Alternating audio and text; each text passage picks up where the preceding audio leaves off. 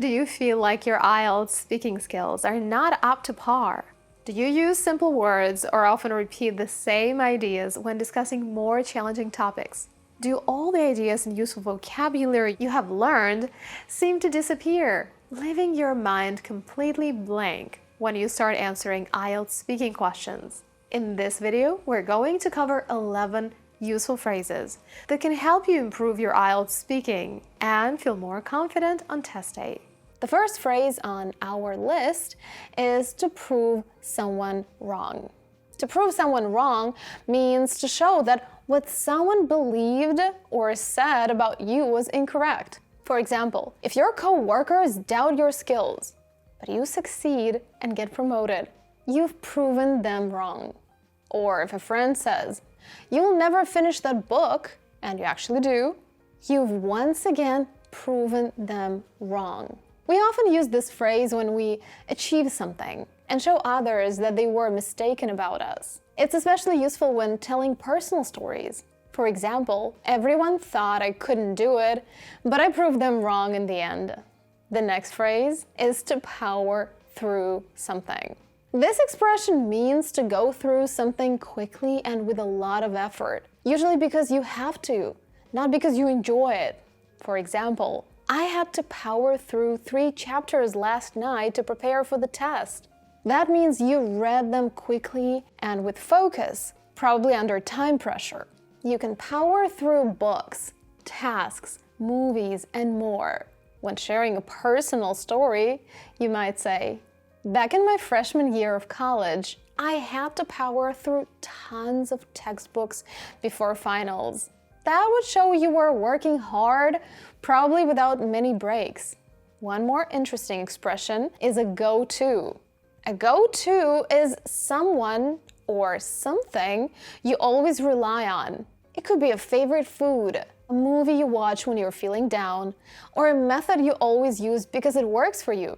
When someone asks, "What are your go-tos?" they're asking about the things you regularly choose because you trust them or like them. Go-to can also function as an adjective. For instance, "My go-to meal when I don't want to cook is pasta," or "My go-to outfit for meetings is a blazer and jeans." If you're new to the channel, my name is Anastasia. I scored Band 9 on the IELTS. I am an IELTS specialist, and I run both this channel and our IELTS Prep Telegram community, where I share important IELTS updates, useful vocabulary, and answer your questions. The Telegram channel is still relatively new, so there is plenty of content coming soon, including student experiences, practice exercises, free resources, and much more. And now, let's get back to the video. Phrase number 4 is to be passionate about. This is a perfect alternative when you're talking about something you enjoy doing or truly care about. Instead of simply saying, "I really like something," you can say, "I'm passionate about it." It's especially helpful if you want to avoid repeating the verb "like" too many times in your answer. When someone is passionate about something, it means they care deeply about it or feel very enthusiastic about it. For example, the sentence, "He's passionate about photography," means he doesn't just take pictures. He studies photography, talks about it, and probably does it in his free time. This is a must-have phrase, especially when you want to describe your interests. You could say, "I'm passionate about education and helping others learn," or "I'm truly passionate about sports and staying active." Word number 5 is various. This word means different kinds or more than one type. It's very useful when you want to talk about a mix of things without listing every single one. In my one-on-one sessions, I often hear students overusing the word different. They'll say different books, different projects, different stories. If you catch yourself doing the same, you can always replace some of those with various. For example, "She brought various snacks to the picnic," means she bought a mix of items, maybe fruit, chips, and sandwiches. Another example, "The museum has various exhibits, from ancient art to modern photography." Various is similar in meaning to several or a variety of, and it works well in both speaking and writing. On test day, you can use any of these alternatives. For example, various projects, several projects, a variety of projects, or different projects. Word number 6 is particularly. If you've ever had a lesson with me, you know I'm genuinely fond of adverbs. They make our speech much more engaging and expressive, even when the adjectives and verbs we use are quite simple. Particularly is one of them. We use it when we want to emphasize one specific thing out of a group. It's similar in meaning to especially. For example, you might say, I found this lesson particularly useful, meaning that out of many lessons, this one stood out. Or she's particularly good at explaining grammar. This word helps the listener understand what part of your message you want to emphasize. You can describe things as particularly helpful, useful, enjoyable, interesting, or fun, depending on the context. 7. The other day. You know how sometimes you listen to someone and can immediately tell they're not a native speaker, even if they don't make any mistakes? That's usually because they don't use certain words or phrases you're so used to hearing in everyday speech. The other day is one of those phrases. It's a casual way to talk about something that happened recently, maybe 2, 3, or 5 days ago, when you don't want to mention the exact day. It's often used when telling a story. The other day, I saw a fox near my house. Or, the other day, I ran into my old teacher at the store. It makes the story sound more natural and conversational, and the exact date isn't important.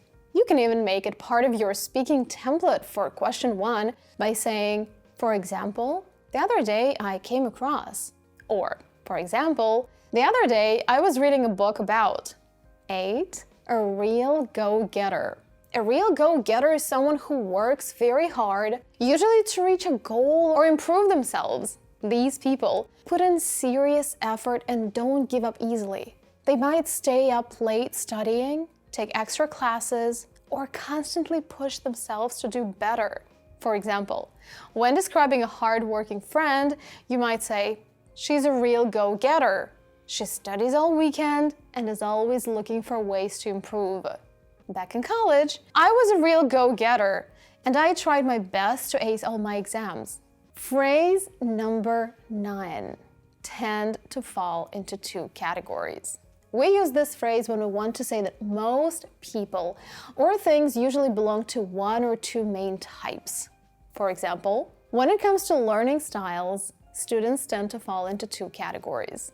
Those who learn by listening and those who learn by doing. It's a useful expression that includes the verb tend to. This verb means to usually behave in a certain way or follow a certain pattern. 10. Off to a good or bad start. This expression is about how something begins. If it starts well, you might say it's off to a good start. If things go wrong early on, you could say it's off to a bad start. For example, it looks like we're off to a good start. My trip was off to a bad start. The flight was delayed, and I lost my bags. The project is off to a good start. Everyone's excited and working well together.